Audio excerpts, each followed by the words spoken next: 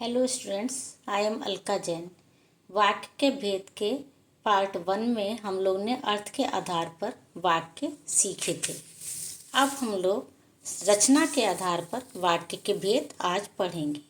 रचना के आधार पर वाक्य के 3 भेद होते हैं: सरल वाक्य, संयुक्त वाक्य और मिश्र वाक्य। सबसे पहले हम लोग सरल वाक्य पढ़ेंगे। सरल वाक्य में एक ही क्रिया होती है। जैसे कोई वाक्य होता है, जैसे मोहन बाजार गया, तो यहाँ पे गया क्रिया एक ही है, सेंटेंस एक ही है। 2 वाक्य इसमें नहीं होते हैं, एक ही वाक्य यहाँ पे होता है और वह पूरा अर्थ व्यक्त करता है। हम ये तो कह सकते कि राम और मोहन बाजार गए। राम और मोहन करता तो 2 लग सकते हैं, पर क्रिया इसमें एक ही होगी और वह पूरी तरह से स्वतंत्र होता है। जैसे खाना खाते ही बच्चा सो गया, यहाँ पे बच्चा सो गया, सोने का काम हो गया, एक ही क्रिया लगी है। राम और श्याम विद्यालय गए, यहाँ पे विद्यालय गए, गए एक ही क्रिया लगी है। उसने सत्य बोला, ये भी एक ही क्रिया लगी है। तो जो साधारण वाक्य होते हैं या सरल वाक्य होते हैं, ये रचना के आधार पे इनमें क्रिया एक ही होती है। इसके बाद आते हैं संयुक्त वाक्य। सरल वाक्य को इंग्लिश में जो तुम सिंपल सेंटेंस कहते हो, इसको हिंदी में साधारण वाक्य भी कह सकते हैं। इसके बाद आते हैं संयुक्त वाक्य, जिससे अंग्रेजी में कंपाउंड सेंटेंस कहा जाता है। इसमें 2 वाक्य हो सकते हैं या 2 से अधिक वाक्य होते हैं। हर वाक्य स्वतंत्र होता है। जैसे 2 वाक्य हो गए, राम आया और मोहन बाजार चला गया। राम आया भी कंप्लीट सेंटेंस है, मोहन बाजार चला गया भी कंप्लीट सेंटेंस है। दोनों वाक्य स्वतंत्र है, दोनों में से कोई भी एक दूसरे पर आश्रित नहीं है, डिपेंडेंट नहीं है।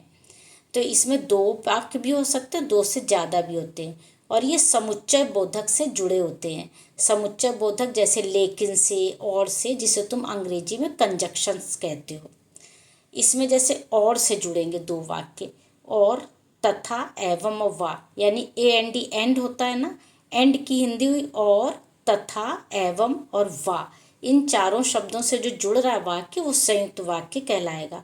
चाहे उस और लगा के जोड़ो, चाहे तथा लगा के जोड़ो, चाहे एवं लगा के जोड़ो, चाहे व लगा के जोड़ो। इंग्लिश में सबको एंड कहते हैं। जैसे हम कह सकते हैं, वह बाजार गया और सामान खरीद कर लाया। वह बाजार गया तथा सामान खरीद कर लाया।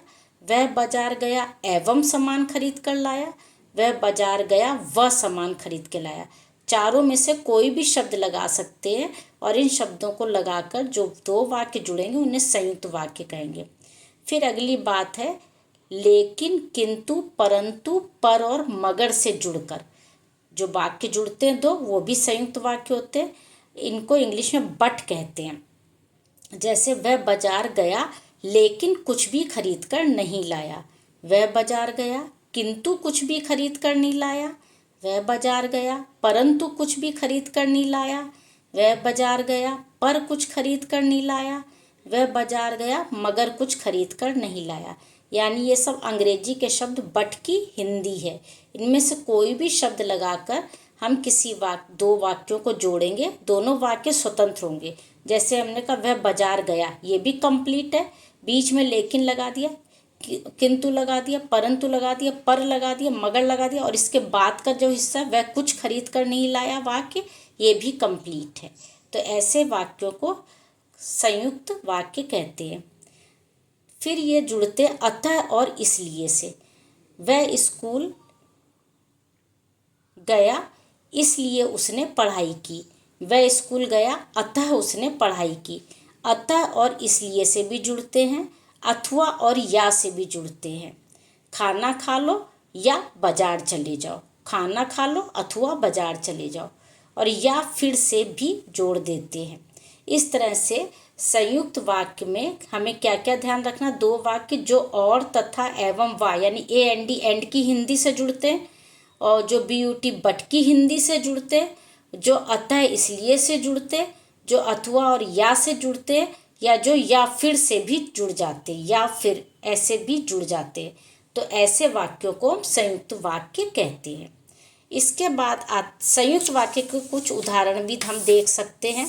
संयुक्त वाक्य जैसे हमने और बताया तुम्हें AND एंड, तुम्हें 3 शब्द ये याद रखने, एंड बट, ये तो याद रखोगे। एंड की जितनी हिंदी हो रही, और, तथा, एवं, व, और बट की लेकिन, किंतु, परंतु, पर, मगर, और इसलिए और अतः, एक ही बात होती, इसलिए और अतः, और या से जुड़ता।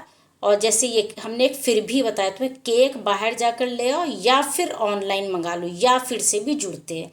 ये संयुक्त वाक्य के उदाहरण हैं। अध्यापक गए और छात्रों ने शोर मचाया। देखो दोनों सेंटेंस, और के इधर वाला और के इधर वाला, दोनों कंप्लीट है, पूर्ण वाक्य है, कोई दूसरे पे डिपेंडेंट नहीं। अध्यापक गए भी पूरा सेंटेंस है, छात्रों ने शोर मचाया भी पूरा सेंटेंस है, माँ ने उसे बुलाया भी पूरा सेंटेंस है, और वह नहीं गया भी पूरा सेंटेंस है। इस तरह संयुक्त वाक्य में जो और से जुड़ेंगे, लेकिन से जुड़ेंगे, या फिर अतः और इसलिए से जुड़ेंगे, और या फिर से भी जुड़ सकते हैं, और या अथवा से भी जुड़ सकते हैं। तो इस तरह के वाक्यों को संयुक्त वाक्य कहते हैं, जो दोनों सेंटेंस जो हैं वो स्वतंत्र होते हैं। इसके बाद आते हैं मिश्र वाक्य।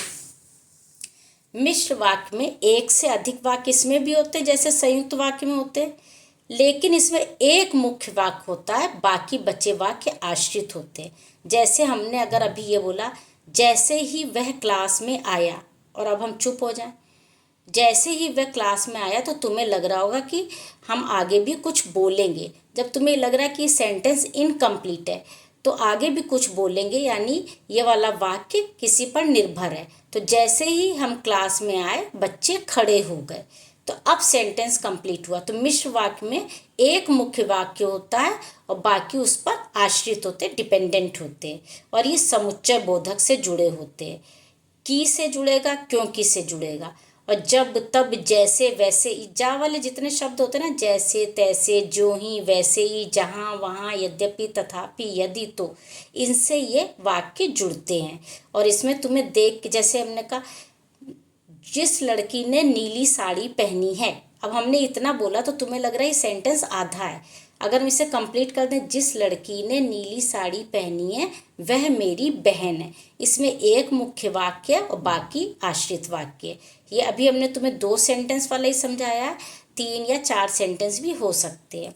अब इसके उदाहरण देखो, जो आदमी यहाँ आया था वह मेरा दोस्त है, तो ये वह मेरा दोस्त है मुख्य वाक्य है, और जो से शुरू हो रहा है जो वाक्य, जो आदमी यहाँ आया था, ये आश्रित है। अगर हम खाली ये वाक्य बोल दे, जो आदमी यहाँ आया था, तो तुम्हें लगेगा कि मैम कुछ और बोलेंगी अभी।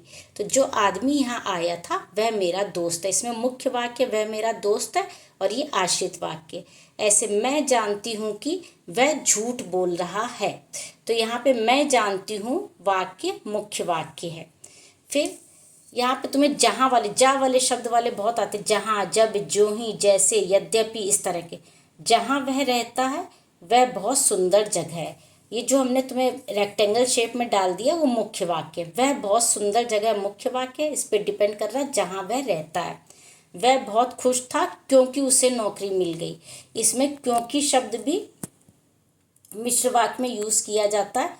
फिर है, यद्यपि वह गरीब है फिर भी वह ईमानदार है, फिर भी ईमानदार है मुख्य वाक्य है, और यद्यपि वह गरीब है ये आश्रित वाक्य।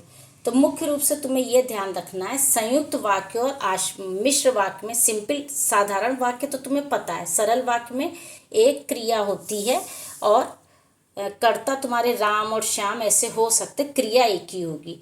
और संयुक्त वाक्य में और से जुड़ेगा, और के सारे अर्थ वाले से, जैसे एवं, व, एवं हो गया, व हो गया, तथा हो गया, और संयुक्त वाक्य में जुड़ेगा किंतु से, लेकिन, पर, परंतु, मगर हो गए लेकिन के सब अर्थ, और अतः और इसलिए से। तुम्हें यहाँ पे यह ध्यान रखना है कि अतः और इसलिए संयुक्त में होता है, और क्योंकि और की मिश्र में होता है, ये चीज़ याद रखनी है।